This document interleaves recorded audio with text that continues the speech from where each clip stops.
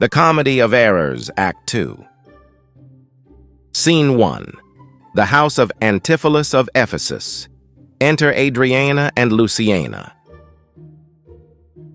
Neither my husband nor the slave returned, that in such haste I sent to seek his master. Sure, Luciana, it is 2 o'clock. Perhaps some merchant hath invited him, and from the mart he's somewhere gone to dinner. Good sister, let us dine and never fret. A man is master of his liberty, time is their master, and when they see time, they'll go or come. If so, be patient, sister.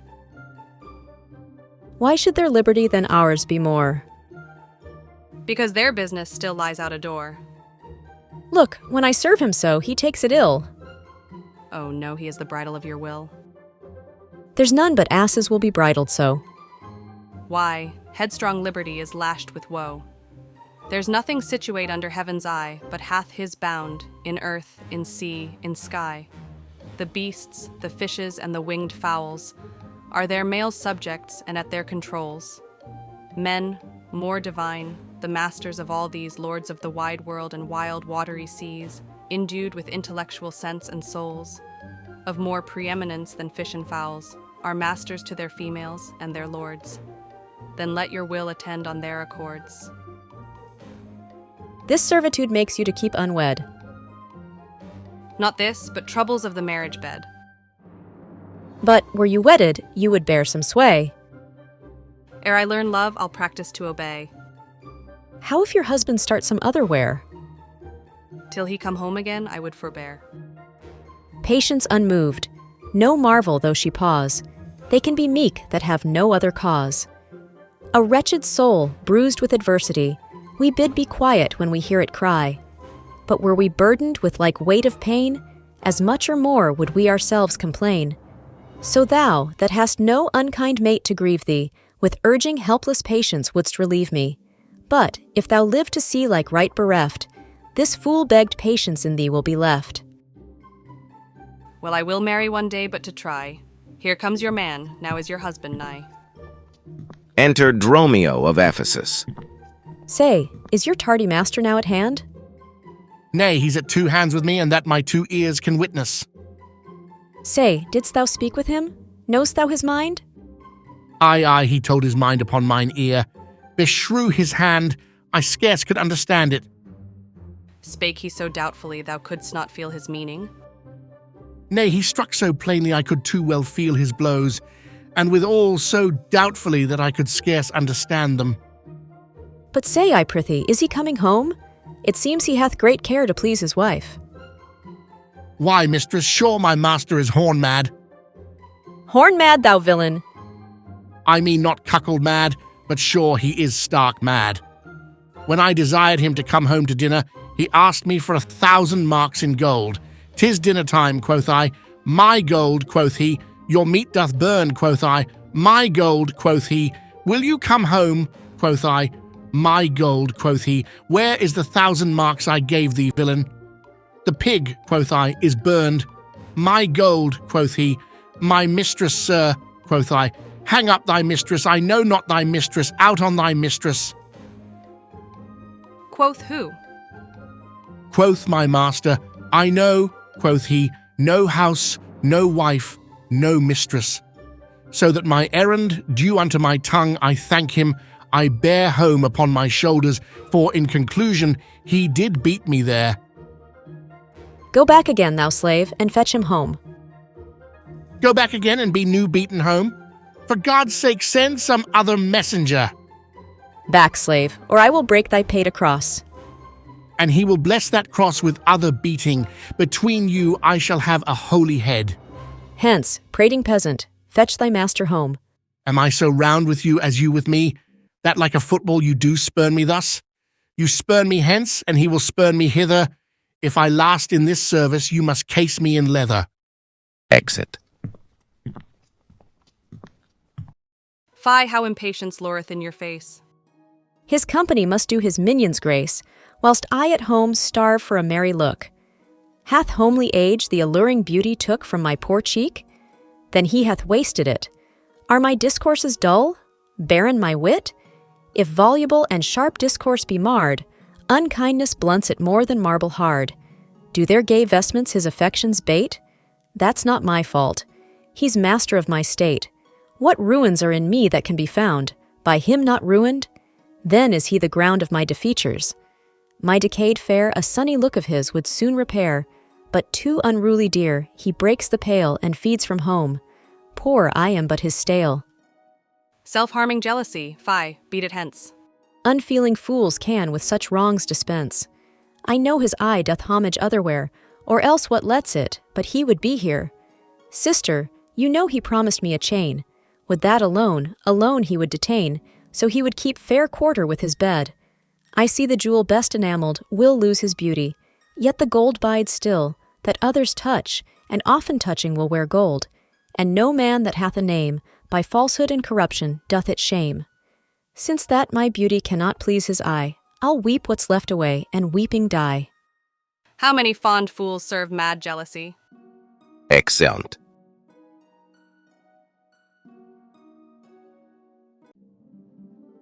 Scene 2. A public place. Enter Antipholus of Syracuse. The gold I gave to Dromio is laid up safe at the Centaur, and the heedful slave is wandered forth, in care to seek me out by computation and mine host's report. I could not speak with Dromio, since at first I sent him from the mart. See, here he comes. Enter Dromio of Syracuse. How now, sir? Is your merry humor altered? As you love strokes, so jest with me again. You know no centaur, you received no gold. Your mistress sent to have me home to dinner. My house was at the Phoenix. Wast thou mad that thus so madly thou didst answer me? What answer, sir, when spake I such a word? Even now, even here, not half an hour since. I did not see you since you sent me hence, home to the Centaur, with the gold you gave me. Villain, thou didst deny the gold's receipt, and toldst me of a mistress and a dinner, for which I hope thou feltst I was displeased. I am glad to see you in this merry vein. What means this jest? I pray you, master, tell me. Yea, dost thou jeer and flout me in the teeth? Think'st thou I jest? Hold, take thou that and that. Beating him. Hold, sir, for God's sake, now your jest is earnest. Upon what bargain do you give it me? Because that I familiarly sometimes do use you for my fool and chat with you, your sauciness will jest upon my love, and make a common of my serious hours. When the sun shines, let foolish gnats make sport, but creep in crannies when he hides his beams. If you will jest with me, know my aspect, and fashion your demeanor to my looks, or I will beat this method in your sconce. Sconce, call you it? So you would leave battering, I had rather have it ahead, and you use these blows long. I must get a sconce for my head and ensconce it too, or else I shall seek my wit in my shoulders. But I pray, sir, why am I beaten? Dost thou not know? Nothing, sir, but that I am beaten. Shall I tell you why? Aye, sir, and wherefore?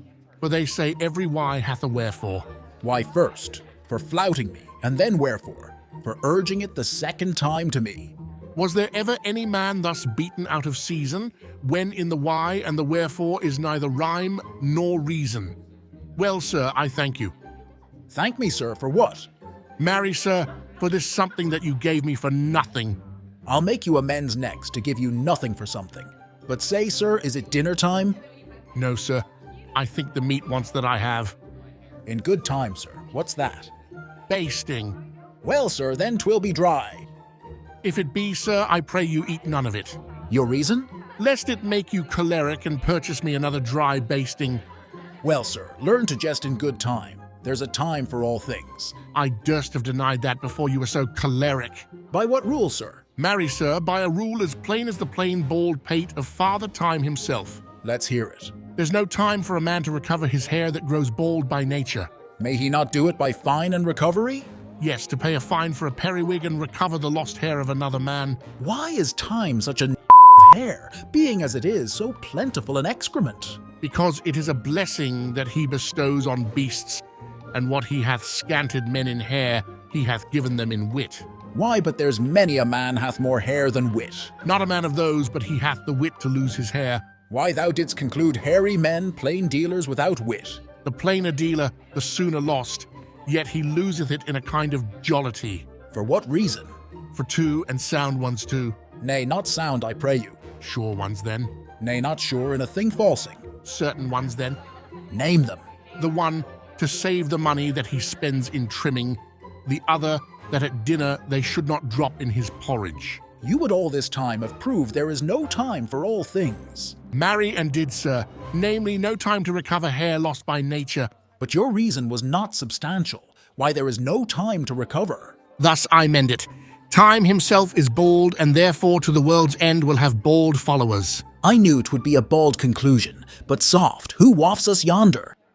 Enter Adriana and Luciana. I, Antipholus, look strange and frown. Some other mistress hath thy sweet aspects. I am not Adriana, nor thy wife. The time was once when thou unurged wouldst vow that never words were music to thine ear, that never object pleasing in thine eye, that never touch well welcome to thy hand, that never meat sweet-savoured in thy taste, unless I spake, or looked, or touched, or carved to thee. How comes it now, my husband? Oh, how comes it that thou art thus estranged from thyself? Thyself I call it, being strange to me, that, undividable, incorporate, am better than thy dear self's better part. Ah, do not tear away thyself from me. For know, my love, as easy mayest thou fall a drop of water in the breaking gulf, and take unmingled that same drop again, without addition or diminishing, as take from me thyself, and not me too. How dearly would it touch me to the quick, shouldst thou but hear I were licentious, and that this body, consecrate to thee, by ruffian lust should be contaminate. Wouldst thou not spit at me and spurn at me, and hurl the name of husband in my face, and tear the stained skin off my harlot brow, and from my false hand cut the wedding ring, and break it with a deep divorcing vow? I know thou canst, and therefore see thou do it. I am possessed with an adulterate blot. My blood is mingled with the crime of lust. For if we two be one, and thou play false, I do digest the poison of thy flesh, being strumpeted by thy contagion. Keep then far league and truce with thy true bed. I live unstained, thou undishonoured. Plead you to me, fair dame? I know you not. In Ephesus I am but 2 hours old, as strange unto your town as to your talk, who every word by all my wit being scanned, want wit in all one word to understand. Fie, brother, how the world is changed with you. When were you wont to use my sister thus?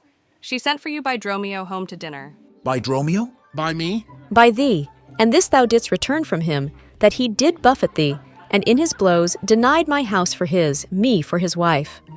Did you converse, sir, with this gentlewoman? What is the course and drift of your compact? I, sir, I never saw her till this time. Villain, thou liest, for even her very words didst thou deliver to me on the mart. I never spake with her in all my life. How can she thus then call us by our names, unless it be by inspiration? How ill agrees it with your gravity, to counterfeit thus grossly with your slave, abetting him to thwart me in my mood. Be it my wrong you are from me exempt, but wrong not that wrong with a more contempt. Come, I will fasten on this sleeve of thine. Thou art an elm, my husband, I a vine, whose weakness, married to thy stronger state, makes me with thy strength to communicate. If aught possess thee from me, it is dross, usurping ivy, briar, or idle moss, who, all for want of pruning, with intrusion infect thy sap and live on thy confusion. To me she speaks, she moves me for her theme. What, was I married to her in my dream, or sleep I now and think I hear all this?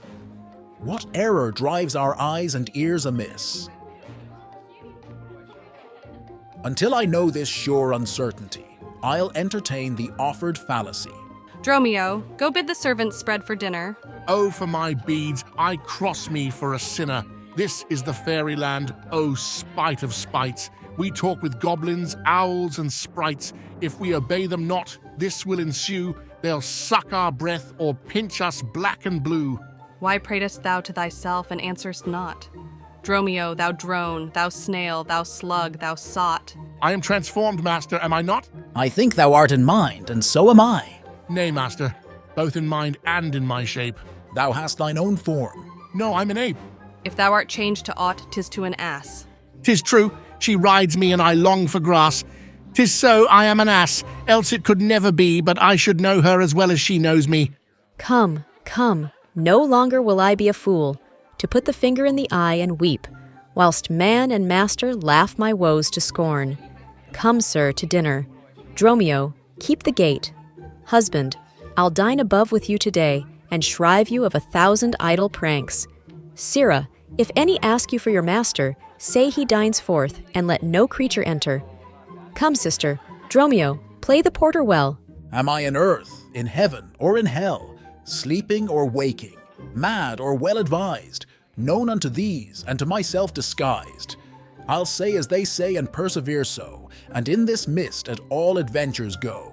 Master, shall I be porter at the gate? Aye, and let none enter, lest I break your pate.